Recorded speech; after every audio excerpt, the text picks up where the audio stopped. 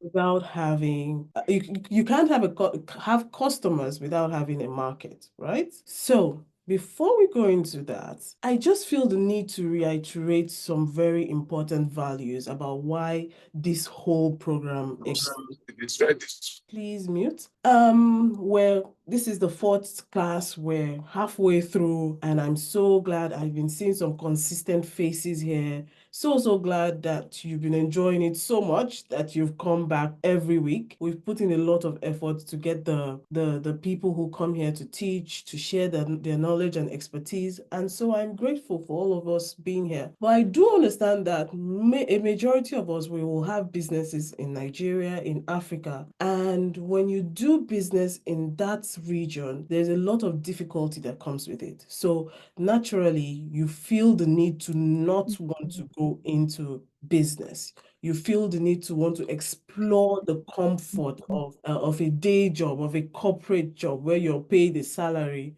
and you move on. But I personally believe that this is our time as women to take charge and to lead the country, lead Africa. And the best way to do that is through entrepreneurship, because through enterprise, we will control the economy.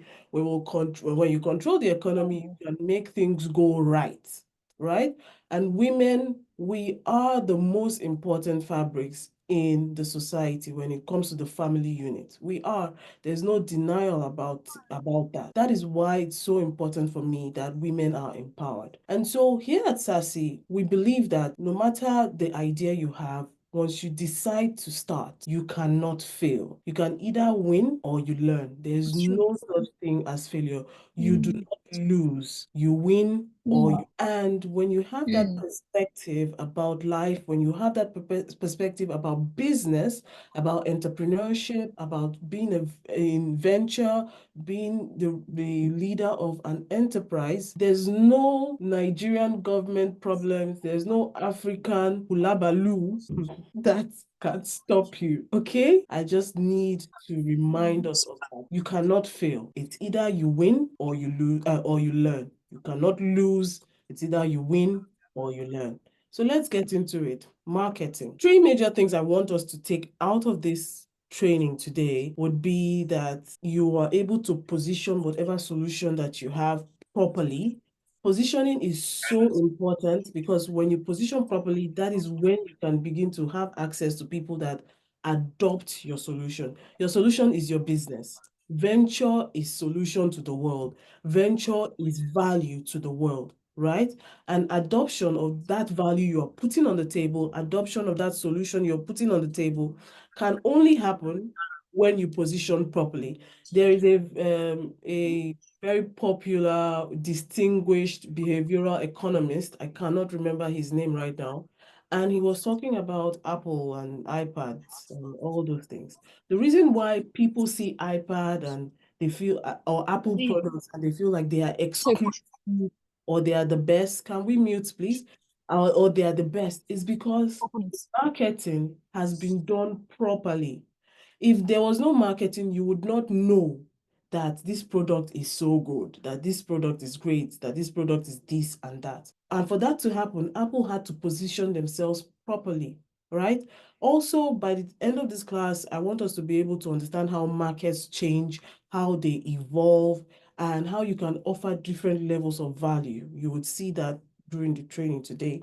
And then we may not be able to touch the right price point, but definitely we would be able to touch how to successfully sell because we have a limited time here today. So first question, I love how we started today. Who is your customer? Dave mentioned this, I think 2 weeks ago, but I would love to hear from us. Today's session, it's me. I am very, very interactive. I'm a teacher, so I love to hear back. So who is your customer? What would you define a customer as? Feel free to unmute and speak. Be bold. We have bold women here. Let me hear you. Who is a customer? Okay, so I'd love to try. So to me, a customer is someone who needs your services, and before you start a business, you must have notice that there is a challenge that you're trying to address. So that person who needs your services is your customer, and that person who is actually going to benefit from your business is your customer. So that's it. Okay, now there's a very great example I want to give to you. There is this lady, there's a business called, she started a startup called Jack Fertility. So JACK, right? Fertility. And what she does is this is a blue ocean strategy, which we will discuss later. Her business focuses on men when it comes to fertility. So considering our type of culture, people usually easily 80 to 85% of the time blame the women when there's difficulty in trying to conceive. But they've also discovered that men and the sperm have issues. So what Jack Fertility does is that they get you as a man to mail your sperm to a lab, and they get it tested and tell you that you're okay. Because another thing they found out was that men do not like going to the hospital to tell a nurse at the counter that I want to check whether I am a man, So that is a business that has been happening. But you would think the customer is the man, right? But they market their products to the women. Do you understand? Are you following me? They market their products to the women because it is the women who are much more concerned about the problem, and it is the women who go out to look for solutions to that problem, and then they buy for the men. So the women are actually your customers, but the men are your users. Exactly, the end users of your product, like Ruth said. The men are your users, they aren't your customers. So in marketing, you really need to sit down and decide, or with research, who exactly are you selling to? Who will buy your product? For Jack Fertility, it is women, it is mothers, it is sister-in-laws, it is mother-in-laws, it is grandmothers, it is aunties who care that, and wives, obviously, who care that they sell those products to. So immediately their marketing strategy has changed. Their branding has changed. If they were going to use blue as the brand color, now it's pink. I'm just being stereotypical, but that's not usually how it is, but just a stereotype. It would be pink, right? If they are using the kind of words they use in their messaging, immediately it changes. So you need to do that research about who exactly your customer is before you start selling. It affects everything. As I've said here, your customers are the lifeblood of any businesses. Understanding and meeting their needs is critical for business success. And one of the things about customers and business is that always ensure that you have at least one customer ready to buy your product before you go all out in manufacturing or in producing whatever it is you want to produce. If it is an app, you make sure you have a prototype or just a website that you use words, a landing page, to tell people about your product, and then see that they are truly interested in what you're trying to sell, the solution you're trying to propose before you go all out, because your customers are the lifeblood of your business.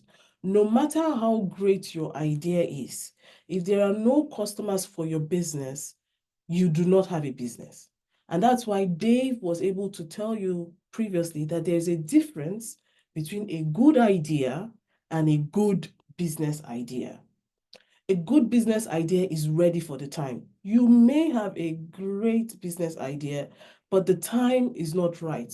And for you to verify that the time is right or not, get yourself one customer, get yourself two customers, right?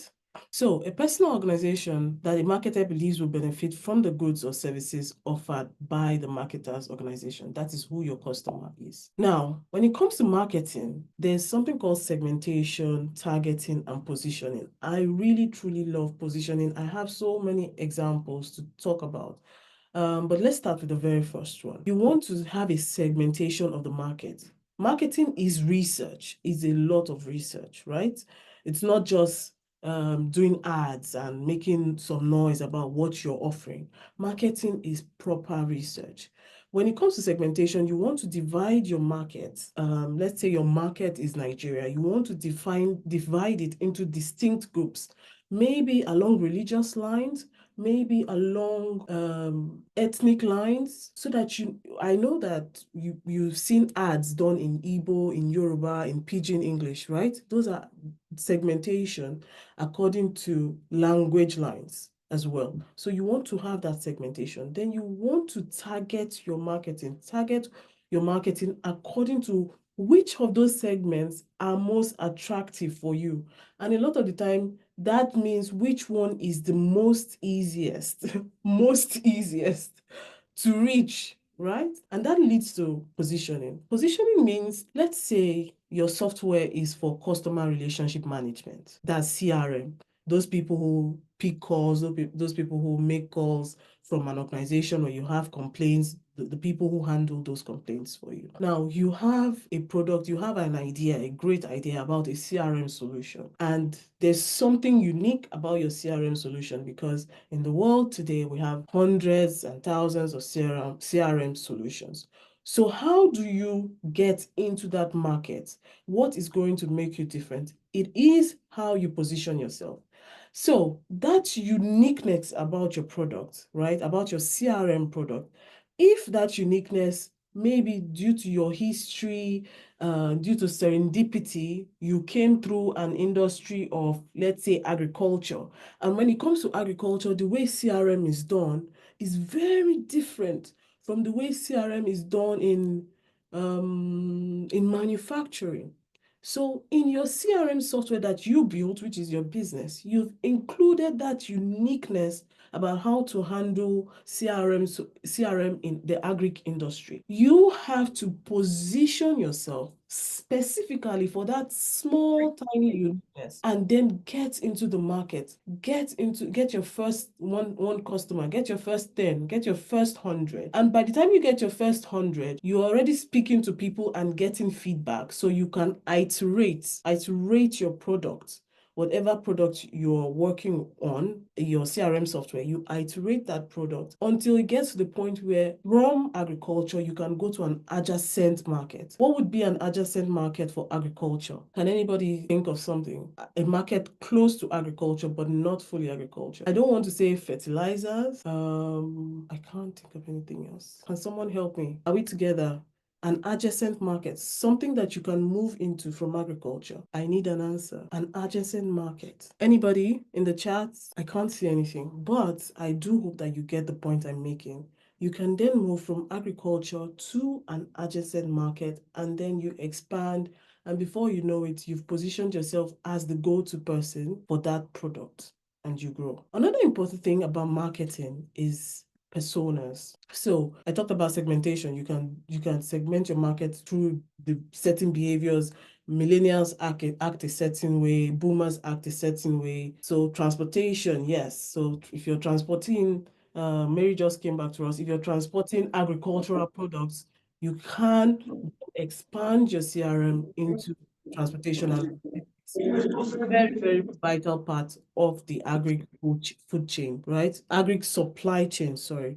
Now, in segmenting your market, you look at certain demographics, you also look at psychographic, geographic. These are examples. When it comes to geographics, you want to do it according to, you want to segment the market by country or city? Is it by the population density? A lot of businesses love to start in Lagos. A lot of tech businesses love to start in Lagos. Is it by psychographics? This is the lifestyle. The person loves to go to the gym, or the person loves to cook, or the person loves to go biking or mountaineering or hiking. You can segment your product or your solution or the value you're providing according to those psychographics. Or it could be behavioral, right? I know when it's in Nigeria, when there is a big wedding, you can be a makeup artist just for Owambes alone, or just for kids' birthday parties. That kind of segmentation, you need to do the research and be sure about where you want to begin. Exactly. How they use the product is the behavioral. Now, in terms of analyzing customers, when you take a customer and a persona, which we'll speak about in detail later. A persona, just assume it's a person. Assume a persona is a person that would buy your product, the perfect person that would buy your product. If you were creating the perfect person that would buy your product, your service, who would be the decision maker for that person? If it was a school and you were to sell your software, you have a teacher in the school that has told you, oh, your software would really help us as teachers. But you know that teacher is not the decision maker. It is either the IT director or the CEO or the founder or the vice principal or the principal that is the decision maker. You need to keep that in mind. I know Dave talked about it, but I think it's good we refresh a bit. What are their choice criteria? What would they be looking for exactly when it comes to choosing your own product or services? When do they usually buy? This is also very important. In government parastatals, if you're to sell to government parastatals, for some countries in August, that is when they have their financial year coming to an end. So you want to sell when the financial year is just beginning, right? In September. For some organizations or for some governments, they end maybe in January or December. You need to know when. If you just go anyhow, maybe in the middle of their accounting year when they've already created their budgets, they may not have room for you. So you want to do your research and be sure when do they create their budgets and when is the right time for me to sell, so that my own price, my own costs can be plugged into that budget that is being created. Where do they usually buy from, right? Some organizations do not like to buy from individuals, especially if your business is not up to 3 years or 5 years. It is just their policy. So you look for where they usually buy from, and if you can make a partnership with those people that they buy from, you can also go ahead and sell your business. You need to know these things. How do they buy? Do they buy in bulk? Do they buy one by one? All those information are information that you should know if you want to sell and market your product. We've talked about positioning. I would not spend too much time here, but positioning is basically the process of just establishing that distinct identity I told you about. So when it comes to CRM for agriculture, this is who we are. We are those people. We are the go-to guys. That is your message for the first 1-2 years until you really take a foothold in the market, right? That's positioning. When you want to position, you need to be sure of your target market, CRM for agric. What is the frame of reference, right? Determine the market in which your product also competes. It might be competing with adjacent CRM because they've not been waiting for you to exist. They must have been using other CRM software. So you want to know who their frame of reference is for you. When you go to sell to them, they will say, but we use these people and these people give us these things, so that you have an answer when they bring up objections like that. You then want to be very sure and clear of your point of difference. I am for the agricultural industry. I know the market. I know how CRM works. You are very specific. You know what your solution and your value is. You also need to give them a reason to believe you. Like I talked about serendipity. You've done this thing before. This is your field. You have years of experience, or your team. This is the person on your team. This person has 20 years of experience in agricultural customer relationship building. This person has 10 years of experience in business development in the agricultural industry. This is a great place to plug in your team, especially if you alone is not sufficient for it. So have testimonials from people who have used it. There probably would not be testimonials if this is the first time, but you can definitely use certifications. So if you have ISO certifications, you want to put that out there on the very first page of your website so that people know that you are an expert and you know what you're doing. So let's talk about this product positioning. These are 4 different organizations that create the same product. It's called baked beans, and each of them have a different price point. My question to you all is, who do you think their target customer is? Feel free to unmute. Who do you think their target customer is for each of the 4 products? You can see my screen, right? Precious, can you see my screen? Okay, perfect. So I would need someone to unmute and tell us, who do you think the target customers are for each of these baked beans products with different price points? Okay, I think I could try. Don't know. So for the first one that is like 43, I think that's pennies. I'm not sure. Your target is more like I would say middle or low class, and they're targeting women who bake in their homes, who want to try out different types of salad or want to just cook with baked beans, as well as the second one, which is for like 55. Those are the low and middle class. But the other two, which are more pricey, should be for restaurants, people who have like, I don't know, high-end restaurants who want to, give their customers the best. So they have different target customers. That's just my guess though. Yeah, thank you.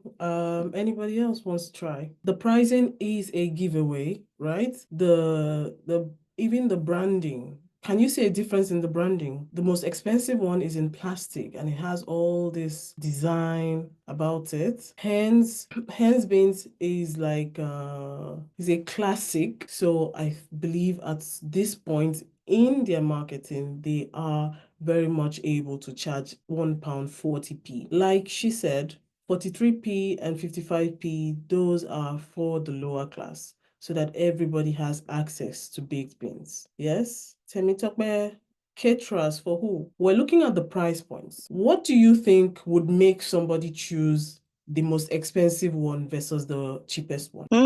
Because of value, perception. If the person perceives that, oh, this is so valuable, they could pay anything. It could even be £10, and all that. Yes, and then there's the classism thing. So perception, that's the perfect word for it. Perception. I perceive that this is of a higher quality, right?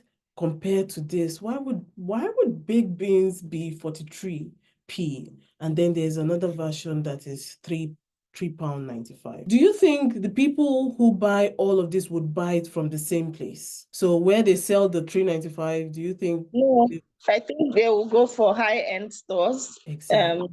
Because if you go like into a Harrods, you already know that one shirt can even be £1,000, and you should brace up. There you have it. Back again to that perception. So it's how I see there's an extrinsic value to buying the most expensive one. For people, there's an extrinsic value to them, or it could be intrinsic as well, to buying the one of Heinz. Okay, maybe I trust Heinz, I don't know these other people, right? And then Tesco and Sainsbury's, it's too cheap. Are you sure this thing grew out of the ground, right? There's that uncertainty, not sure of where it came out to be.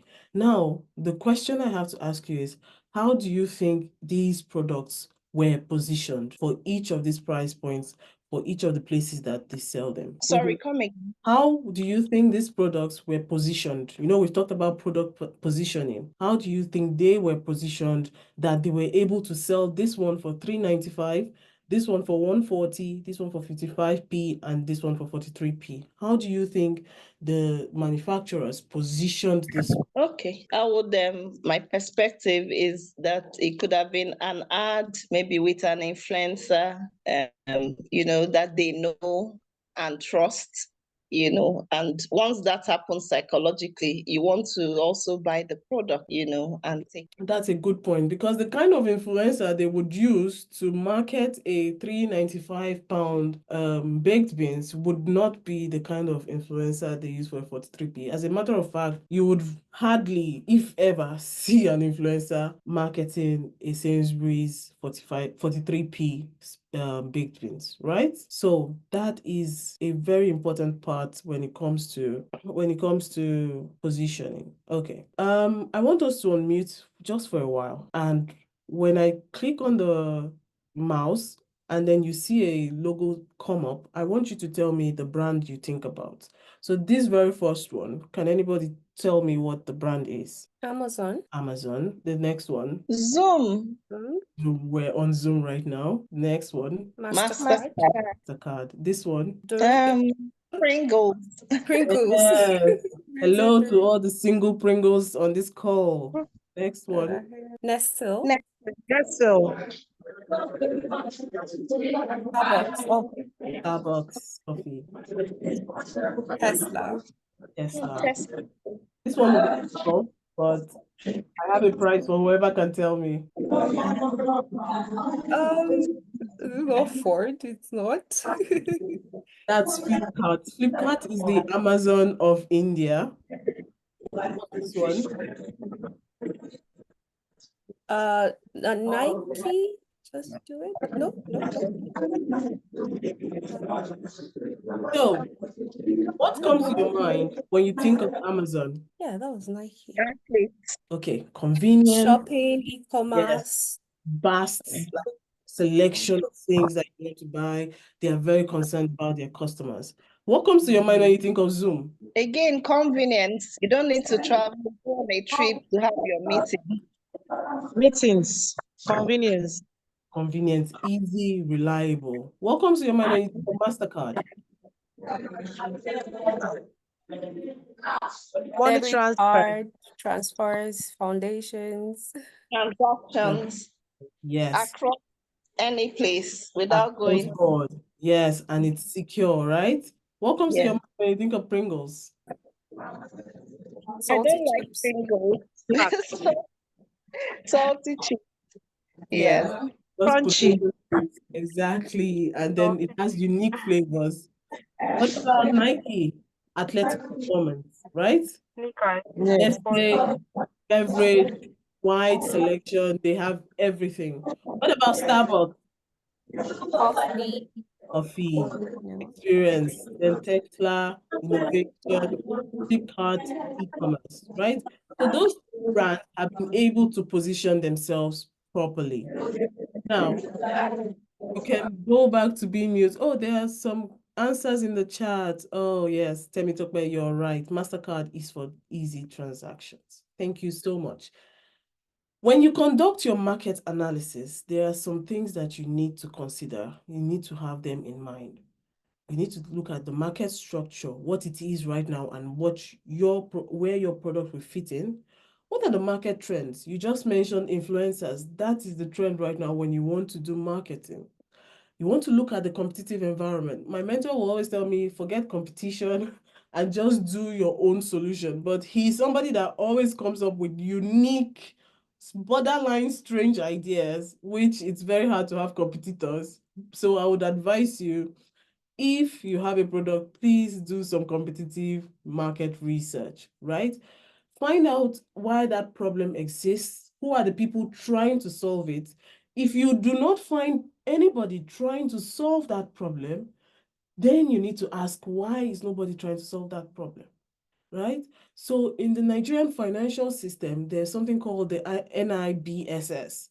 NIBSS is the only organization that all your Paystack, your Gray Finance, all these fintech, they rely on that because that platform is what does the interconnection between banks that allows you to transfer money from one institution to another. And it is the only one. Now, NIBSS right now is so bad. That's why when you go to the market and you make a transfer, it doesn't come on time. For some people, it delays. Sometimes it comes back to you. Sometimes your money will just disappear. The person you transfer it to does not receive it. You do not receive it. It's a pain, especially for people who try to buy Nigerian air tickets, plane tickets, right? That happens a lot. So you can see that there's a problem there. Now, one day something happens to you and you're like, oh, I'm going to solve this problem. I'm going to change the Nigerian banking and financial system. And when you look closely at the problem, you would see why nobody else has successfully replicated or displaced NIBSS, because it is a cumbersome project. It is a behemoth that would just suck resources. And I think Akin talked about did he talk about the pestle and steeple? If you do that analysis for NIBSS, you would find out that there's also some political influence, there's some environmental influence in there, there's some ethical influence in there. So it's a very complicated space. That is why you need to do your research. Really, really, truly understand your problem. When it comes to pushing out solutions to the world, especially in the tech space, you need to understand your problem. A lot of times we just wake up with solutions, right? We just know what we want to do. So it's not the best strategy for providing business value and business solutions. The best strategy is when those solutions come to your head, you keep them aside and then talk to people and then study the problem. Make the problem your friend. Because even when you go to pitch for investment or you try to talk to people about it, it is because you studied the problem 1000% that you can confidently give answers to any questions that they may have regarding your solution. When you focus on the problem as well, you might come to the point where you see that there's a need to pivot. And pivoting is that your solution changes or it iterates, right, to suit what the problem actually is. So it's very important that we pay attention to the problem through competitor analysis. Yes, Pringles crunchy taste. Thank you. So market analysis. What is a market? A market is an environment where there is supply and demand for a product or service. We know that when it comes to entrepreneurship in Nigeria, there's a lot of retail. One of the things we hope to be able to do with SASIE is that we want, I don't know if you're aware of these statistics, but Nigerian women are, I think, about 80% of the entrepreneurship that happens in Nigeria when it comes to retail, we are in charge. So SASIE wants us to transform not just from retail, not just doing retail, into tech entrepreneurship because the opportunity there is vast, right? There is a demand for solutions in the tech space. There is a demand for services that only us, probably, I'm being too optimistic, but only us as women can provide. So I want you to take that challenge and think of really exploring the tech space. When you're doing your market analysis, please check for market size, check for market share, check for differentiation. What are the things that make your business different? Make sure that there are enough customers. Can you attract enough customers? Is this a new market or is it existing? When Tesla came into the world with electric cars, it created a new market, right? Are you trying to create a new market or are you going into an existing market? Especially if you're going into an existing market, how do you position yourself so that you are different, right? Because why would people choose you? What is your unique selling point? I tried to talk about red ocean and blue ocean earlier. So red ocean is an existing market. Everybody is there, right? There's a battle for the market. And yes, there is demand, but there is a battle for it. A blue ocean, this red ocean, blue ocean strategy, a blue ocean is a newer market. With new market segments, there's very little to no competition, right? And you are in charge of creating or attracting a new demand. So I was talking to Mary, who is on the call earlier, and she talked about farmers using pesticides in Nigeria, and they do not use personal PPE, so protective equipment, their overalls, their boots, to cover their hands, gloves. They do not use that, right? And so there's a market for that. That's a blue ocean. Nobody has taken the time to explore that. And if she was going to do it, she would have very little to minimal competition. And it also depends on how she positions herself. She can start with the agricultural industry. She can move into adjacent markets, and when she dominates, she can move to conquer the whole of Africa or the world. Really, nothing is stopping her if she wants to do that, right? So before we continue, I want you to just think about your business idea. Do you think it's in the red ocean or the blue ocean? Let me know. I want to hear from you. Your business idea, your business product, your services right now, do you think they are in the red ocean or the blue ocean? You can put in the chat if you don't feel comfortable speaking, but It's speaking, a mix. yes, Yeah, it's a mix. it's a mix.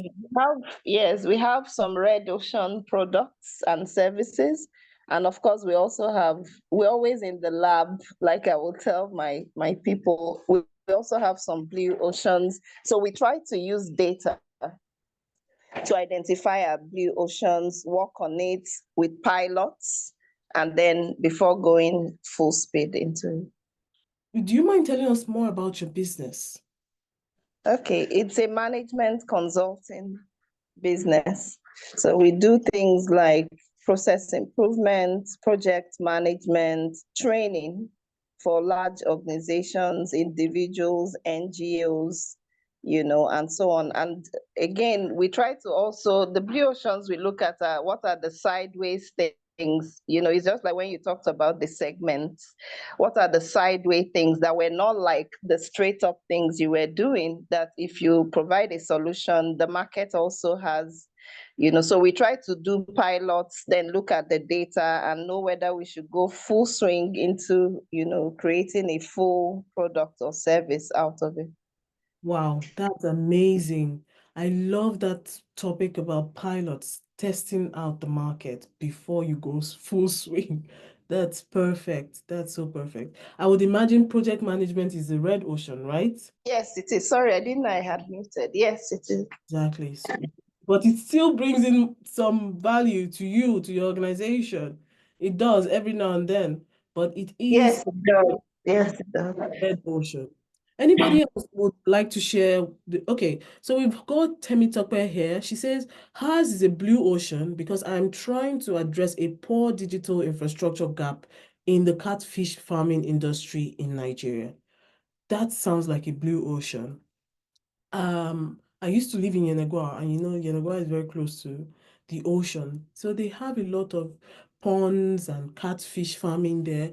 I've never seen anybody use technology. And I used to work with PIND, PIND, and they used to send us for markets. What's M&E? Marketing and evaluation, right? They used to send us out to do marketing and evaluation, and really nobody was using technology. So this would be a great blue ocean, especially for Nigeria. Okay, so those are just some examples. Now, just to buttress what we've talked about, the red ocean strategy means you're competing in existing markets. Blue ocean, uncontested. The competition is basically irrelevant because you are all new in this space. You can create and capture new demand in the blue ocean strategy, right? You can break the value cost trade-off for the moment, and you can align your whole system according to the strategic choice of differentiation and low cost, which is what you were talking about using data. But in the red ocean strategy, you only want to exploit what exists already. I was talking with someone and they said that the skits market and influencers market is it's what's the word right now? Well, there are a lot of people in that space, and it's very hard to differentiate yourself. And every day you find that you see new people coming out. There's the guy, the law, I can't remember his name. He created a whole new segment and he's finding success in the space. So it's how you recreate your marketing, your positioning. Yes, that's the word. How you position yourself even in the red ocean strategy. It's very important. Okay, next. So, we're going to look at market size. How do you find out what the market size is? Because you are doing some market research and market analysis. It's very simple. You just want to know the number of customers that are available in that market times the amount of revenue you can get. Now, you might be asking, how do I get the number of customers? Well, simple desk research would solve that problem for you. All you have to do is just make Google and make some meaningful assumptions. as a start. To summarize the markets, what I want you to do is to try to size markets realistically and build credibility for yourself. We talked about certifications, we talked about feedback from people. You must build credibility for yourself. You also need to have a strong understanding of what it is that drives your business growth and what will stop it. So if you've not yet started, research what others have experienced. There are case studies, there are white papers. Like I told you, marketing is not just about it's not just about adverts and publicity. There is a lot of research that goes into marketing.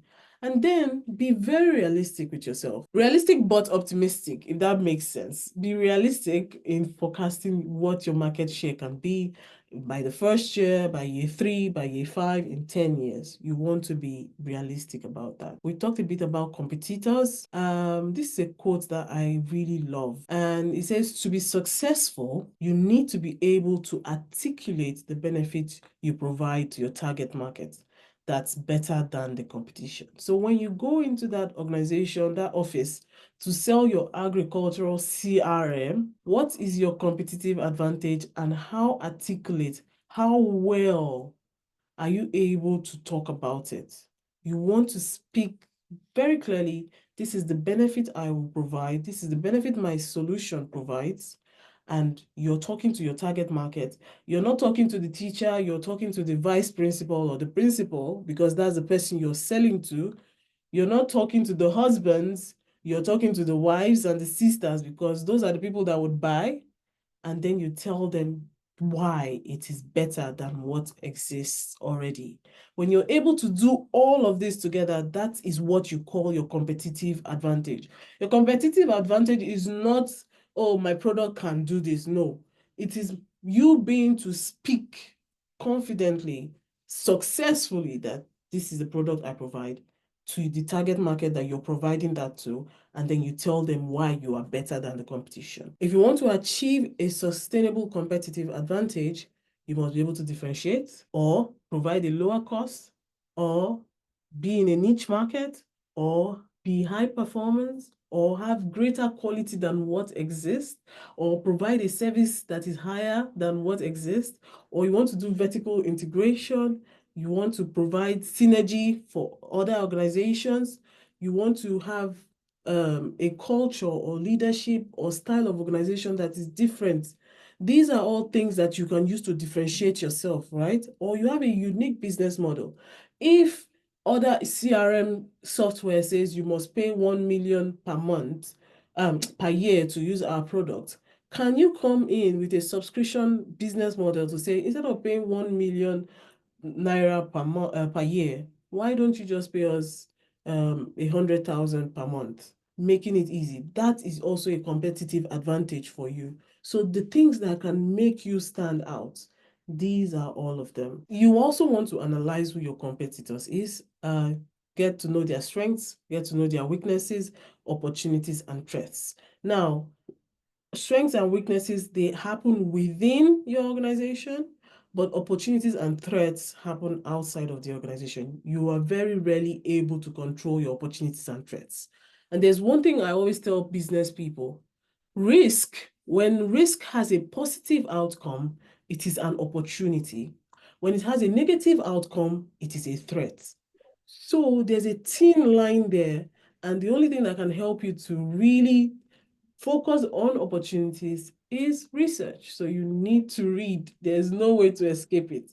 And once you get opportunities over threats, you blossom as a business, right? And then there are many, many ways of dealing with threats and risks. You can transfer them to people, you can keep them, you can say this risk is not so important, so I'm going to deprioritize it. There are various ways to deal with that. Any questions so far? Yes, for the total addressable market, Yes. where can we find data? I know you mentioned you can Google, but do you know any place we could get data?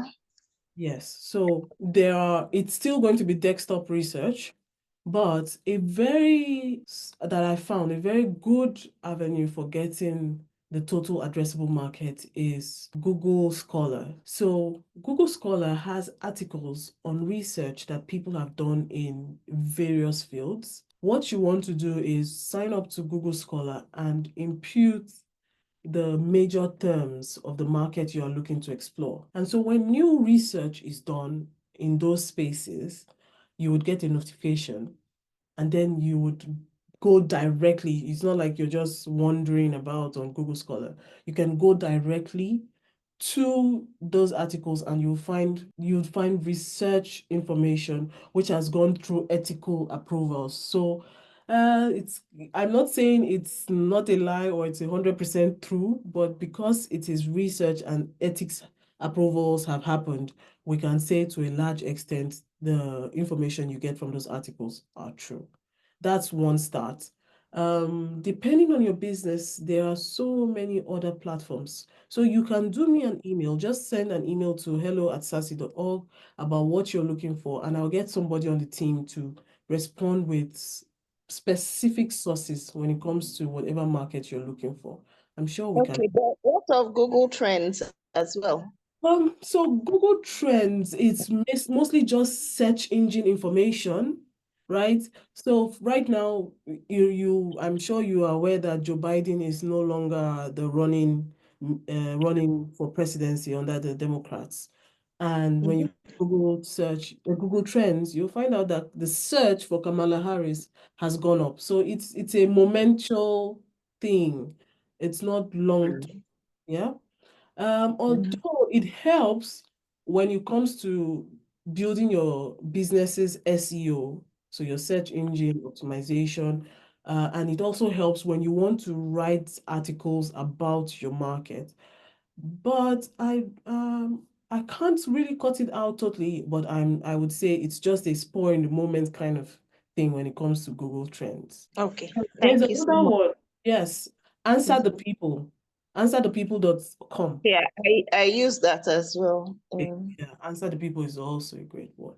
Yeah. Any other question? Okay. So keeping your customer is key. I just have this visual because I really want to drive home this point. What is marketing? The circus is coming to town. Let me tell you what it means to do marketing for an event that is called the circus is coming to town. When you put up posters, when you print flyers, right? That's advertising. When you put it on Instagram, when you put it on Facebook, that's advertising. You want to make people aware of it. It's not marketing, it's advertising. When you walk an elephant through the city whilst giving out flyers, so you're doing two things now. You're showing them, this is my solution, right? This is what you're going to expect. You're really putting it out there in their face. This is you promoting their product, right? When you get influencers to use your software, you get influencers to use your baked beans to cook. I don't know if you know Nara Smith on Instagram. When you get that to happen, you're promoting. And you want to consider how much impact will I have out of promoting this product versus the effort that I need to put into it.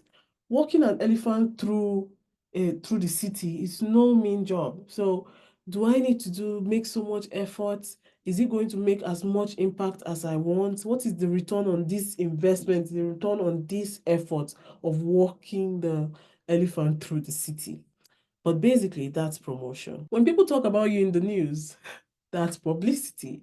When people talk about you on TV, when you go viral, sort of, that's publicity. So you want to, is this impactful for my business? Is it impactful for my personal brand? For some businesses, you as the CEO, you as the founder, you're going to be the face of that organization. So you want to know, do I need this publicity? Is it good for me? Is it going to make impact on my sales? Or is it just for awareness? Is it just for visibility, right? Sometimes when they talk about you in the news, is it positive or is it negative? People will tell you there's no such thing as negative publicity. That's for you to consider, but you also want to think about that. That is publicity on TV, on the news, that's publicity. Now, when you invite influential people to the event, the circus, right? That's public relations. When you have the mayor or the governor right? Endorsing your product by coming to the city hall for your circus event, it means that this is really, really high up there for the public. So that's public relations. Although these are just the basics. Of course, it's way, way deeper than that, than this. But these are the basics to help us recall what all of this is. You also want to consider, is it worth doing? Public relations is quite expensive, right? Do you think it's worth doing? And then when people come to your circus and then you tell them about your circus, we have another event here. We have another this. When you go to the trade fair and you have a booth and people come to you and you tell them this is what we do, that's sales, right? You want to consider how to be in the person's shoes. That's empathy. What are their pains? What would be their gains from using your solution or your value? And then you also want to be sure that the problem and the solution matches. Sometimes people give solutions to solutions that do not answer to their problem. If the Nigerian economy is dwindling, saying that you're going to give 160 billion naira to youths is not the right solution to that problem. The right solution is make ease of business better, right? And then reduce corruption. So you want to make sure that your solution matches with the problem. All of this put together is marketing. So that's why you find that marketing is such an important department in most big organizations because it is a lot of things. It is sales, it is PR, public relations. It is a lot of things. And we want to keep that in mind. I have a quick question to ask us. So far on TV, if you've been watching TV or if you've been in the internet, what would you say has been the most impactful marketing you've seen, form of marketing you've seen recently? Any ad or advertisement that really got to you, any marketing campaign that really got you, that you were like, Yeah. yes. The one that talked about conservation, making sure we're not killing all the animals. You always remember that, and leave them wild. Or I don't know, there's something they say about keep them wild and stuff like that. Do you remember the organization who did that ad? It's some conservation organization in Nigeria. Do we think it's interesting that we cannot remember the organization, but we remember the message? The message was what I can remember. The organization. So you also have to keep in mind when you go on your marketing campaigns, what is your goal? Is it the message or is it my brand or is it both? And how do I achieve both? So this is a very great example of marketing. Any other impactful marketing campaigns that we've seen recently that interested us? Yeah, maybe not recent, if Okay. you don't mind, because it's been a while I have watched TV or in Nigeria. There is this advert that made me open an account with GT Bank. I mean, if you have been watching, the channels, it's this 737. The way they used to sing that song there, oh, 737. I had to open an account because of that. I just wanted to use that code to make transfers because of that ad. So it stuck with me and it was something that I really liked. It was just a great form of marketing back then. So That was a proper full-blown campaign, the 737 short code campaign. And does anybody remember from the 90s, the UBA used to have an ad, Wise Men Bank with UBA. Does anybody remember? I think everybody here is a millennial, but it used to be so popular back then. So if you want to be considered a wise man and ego and all of those things, a lot of men flocked to UBA. So that was an interesting marketing campaign as well. And then the Indomie campaign, I think that was a very popular one. There are so many. So, like I said, way from the start, we've been here more than half the session is gone through. We need to connect. We need to market ourselves to ourselves first and fail in-house. If I'm allowed to use that word, we learn from our failures in-house about connecting and marketing ourselves before we go out. So please put your LinkedIn profiles in the chat so that we can all connect with each other. I want us to do that right away. It's very important that we're able to form a network, not just to know that we all exist and we're doing things, but so that we can support each other, right? If I have 10 people following me and then I post something up and all 10 of you give that post a thumbs up, people will hear about my products, right? It's going to reach far. So we want to support ourselves with that. I'm going to give us a bit of time to do that. We've got just 15 minutes more. Please put your LinkedIn in the chat. If you don't have a LinkedIn account, put your WhatsApp, not WhatsApp, your Twitter or Instagram. I wonder if people still use Facebook today. Ojigo has put in hers. Please, let's all flock to her LinkedIn profile, add her up. Anybody else? I'll give us a minute to do that sometime. I need to put mine in as well. Anybody else? We're marketing our businesses today. Yes, Temitope has put in hers. Adeola has put hers in. Thank you. Adeola, this is Twitter, right? Okay, Instagram. Goodness has put hers there. Rhoda has put hers there. Just one more minute. Who hasn't done so? There's Precious, Mary, Oluwapemi, Ruth, Sylvia. Oh, yes, perfect. Please send me these requests. There's someone's zone is saying the link is not correct. Please, who is that? Please correct the link so that we can all follow each other. Give me a moment. Emmanuel. Yes, public speaking, I'm going to follow you. Not on LinkedIn yet. If you're not on LinkedIn, if you do not take anything out of this class today, please take this advice of having a LinkedIn account. You are going to be leaders of tomorrow. You're starting a business. Being an entrepreneur is leadership. You want to be fearless and unashamed and confident about putting what you do out there for the world. There's enough space for everybody. So please, LinkedIn is the trend right now for businesses. And that is where you get the chance to meet people outside of your immediate community. Okay? So please create a LinkedIn account and we will sign up. Or we would follow you and we would support you. One other thing, there have been discussions on the board of SASIE, and we sometime later this year, if all the stars align, we hope to be able to have a photo session, if a profile photo session, but there's a different name for it. Can't remember the name. But a photo session, just for a headshot session. Yes, we hope to host a headshot session in Lagos, Nigeria later in the year for people, because you need to be out there and your LinkedIn profile is the way to go right now. Okay, so we'll move on very quickly. I'm just going to touch on this, the 5 P's of marketing. So your products, your price, placement, where will your products be found?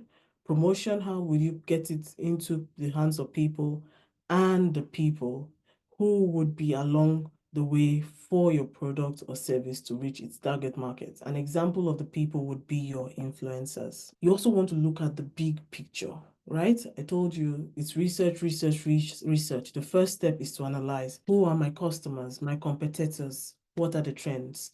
What are the assets I have? What am I capable of doing? Can I perform at 100% or do I need support, right? Then the next thing is, what are the objectives? What will I get out of this whole thing in 3 years? You need to be specific about that. Do you want people to open bank accounts, or do you want people to just know about the message of conservation without knowing the name of the organization to donate to? It matters. You also need to define your value, define your brand, define your strategy. Strategy is so important. And you need to implement.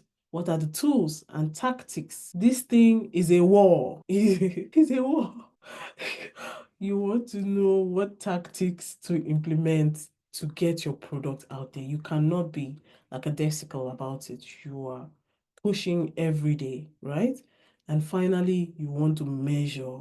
And when you measure, using the data, you can iterate, you can change, you can improve, and you can throw away things that don't work. with the data, you throw them away quickly. Don't waste your time on ideas that are not good business ideas, right? Keep them in the back burner. Don't waste your time. We've talked about personas already. Let me see. What is this about personas? This is just a checklist, common problems, retention. You want to be sure about how to retain people how to keep customers that you've gotten so far, and you want to be sure that you have product market fit. At this point, you also want to consider what is your problem, how will you investigate it, what are your potential solutions of your business, and how would you build it. This is the end for today. If you can take a screen grab of this, I would advise you, because this is the conclusion of everything we've done today. Define your problem, investigate it with research, look for solutions, either your own idea as a solution or what exists already. A lot of the times you can also merge two solutions. So if you are a consultant, for example, and during COVID, and you offer trainings, nobody's allowed to step out of the house. You use Zoom plus Paystack instead of building your own training management platform that has its own video and has its own payment collection, right? I hope that makes sense. You merge two solutions. So look out there, be creative about what solutions exist already, and have a business. You want to know how will you build it after you have your solution. You create a business, register it. How will you go about building it? There's a comment in the chat. And finally, I want to talk about an opportunities masterclass that we have on Sunday by 7 p.m. We've been getting some feedback. Most people have really enjoyed talking with the coach, Mr. Akin Labi, and he, in partnership with us, decided, okay, let's have a proper opportunities masterclass just to teach how this thing works. And so tomorrow by 7 p.m. West African time, Nigerian time, on Zoom, you can just join the meeting and do whatever you're doing while you listen to him speak. And he's going to come, this time around, he's going to come from a faith-based perspective. So he wants to really talk about how to find and use opportunities in life and work. The link to join this meeting, to register for this meeting, is on the WhatsApp group. Has everybody seen that message? I don't know if you've all seen it, but I will ask Precious to send it again on the WhatsApp group so that everybody has access to it. Yes, I'm on time, I think. I'm on time, yes. Any questions? I made it. Awesome. I was concerned about the time.